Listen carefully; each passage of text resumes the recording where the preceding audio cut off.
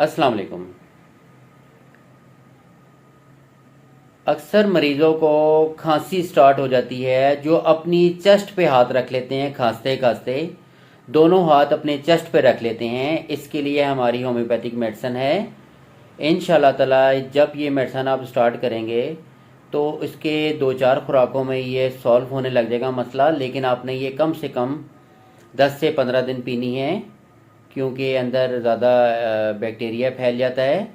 तो इंशाल्लाह ताला ये जब दवाई खाएंगे तो आपका बैक्टीरिया वाला मसला सॉल्व हो जाएगा, खांसी आपकी बिल्कुल ठीक हो जाएगी।